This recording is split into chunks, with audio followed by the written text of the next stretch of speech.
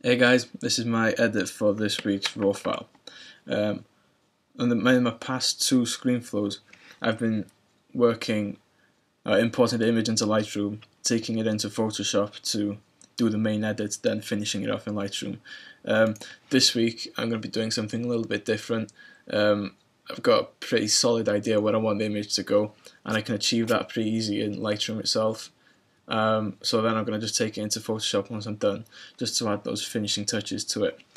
So first thing I did, as usual, was import the image into Lightroom itself. And one thing I want to try and do is add like a sepia tone. That's the kind of route I want to go down. Ever since I saw Adam's preset and the way he did it, I've been trying to recreate it to my own.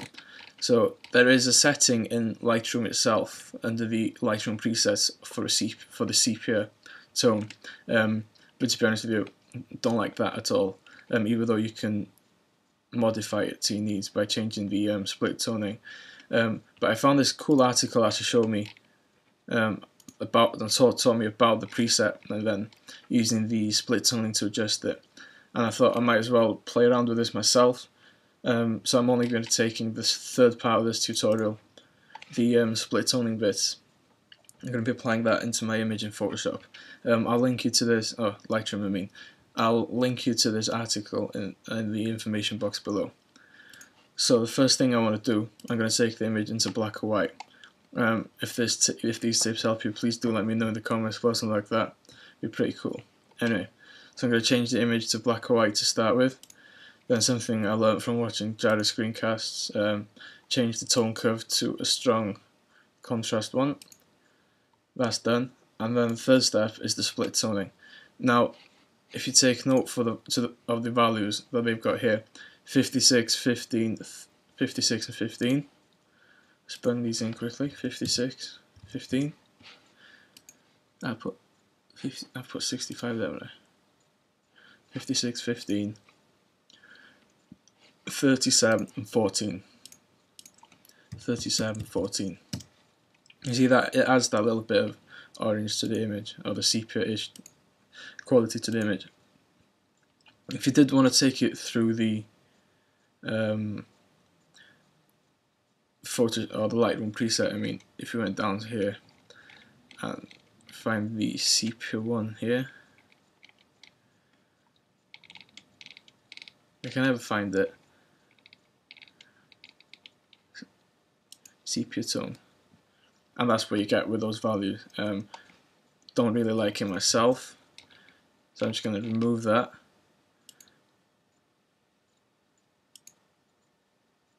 I don't like playing about with these presets. I'd much rather do something that I like myself.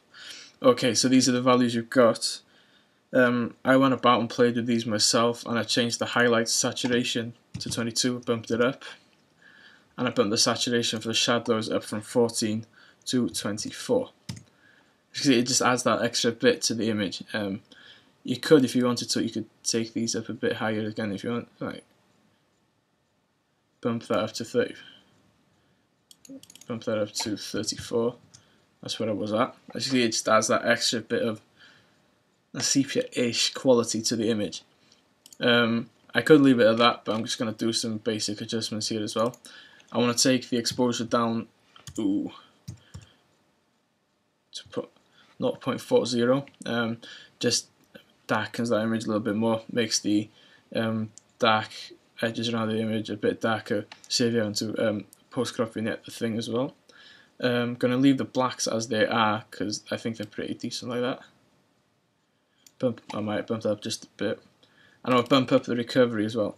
So if you take a look at his the elbow, top of the forearm, and the bit of the t-shirt, it just looks a bit blown out. But if I bring the recovery back up, it just restores some of that quality to the image itself. So, and put anything else down? No. That is my edit in Lightroom. I could leave it like that.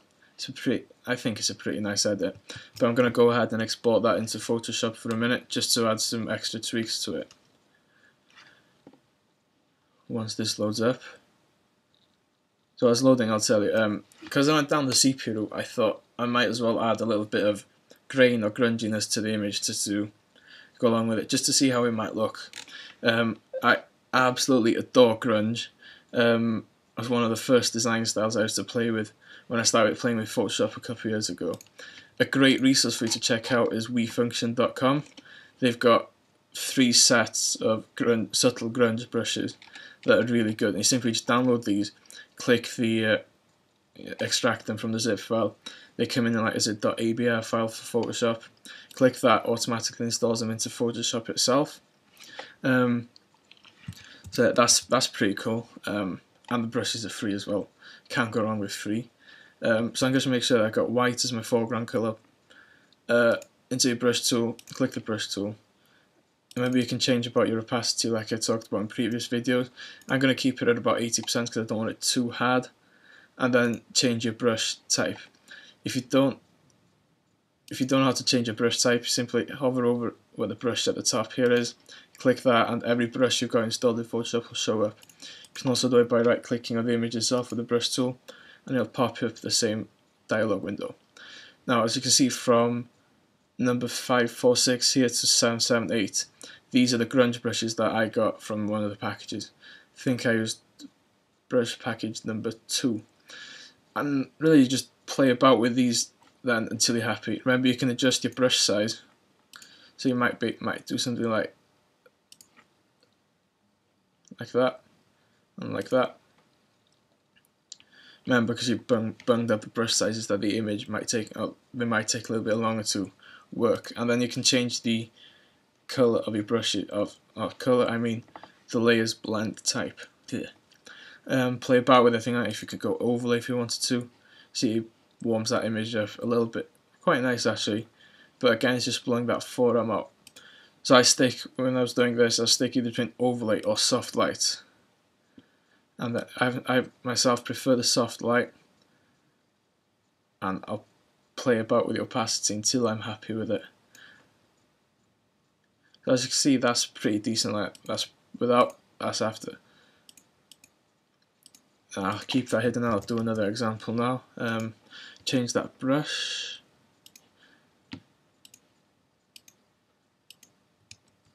So you can see I didn't take that brush size up. As you can see, some of them just won't work with the image, just like that one there. If I bump that up to 2.5. So you see some of the grunge patterns are they seem pretty modern because this seems like a jeans texture, but really it's just up to you to play with what you're doing, play with it and see what you come up with and see if that fits into the image itself. So if I keep that like that, as you can see, I'm going through these brushes now and I don't think that one works, so I'll just delete that layer, make a new one, and I'll pick one that I know that works. So for, what is it now, 861, and I'll bung that up to about 2000 pixels size. It's a pretty nice brush. So 1, 2, 3, 4, 1, 2, 3, and you don't have to be perfect. That's the beauty of grunge. If it looks a bit off like that, then it's good. Grunge doesn't have to be perfect.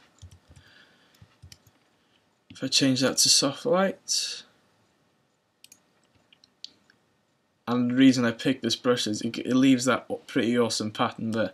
I bumped the opacity down just a little bit, and I think it adds that kind of old or vintage look to the image. One thing you might not be happy about, I'll change that brush because it's getting a bit annoying now. Change the size down. Is he's got pretty strong grunge patterns, not so much over the hair and the t-shirt, but over the skin around here and the face. You might not be happy with that, so what you can do is add a layer mask and work back from there. If you hold down the Alt key on Windows, on the Windows machine and the Mac as well, click it, you'll add a layer mask, and the mask defaults to black straight away. As it defaults to black, the first thing it does, it hides whatever's on that layer then. And the beauty of masks is I feel it's a non-destructive way of working with your images. So if I have white as your foreground colour to paint in, black to paint out, can keep that there. I might just take the opacity down because I want some grunge on the face. Actually, I keep that about 100% first. What I'll do then is I'll make my brush bigger and I'll go about the outside of the image and over the hair. So I quite like the pattern on the hair itself.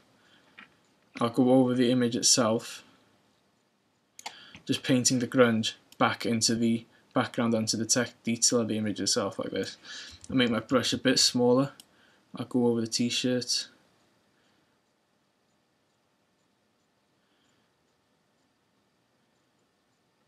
going to do this pretty quick. You can undo like I did there, but another thing you can do is you can just switch back to the color black, and that'll paint the mask back out of the image then. But I'm just being lazy because I'm a lazy sod. Like that around the image.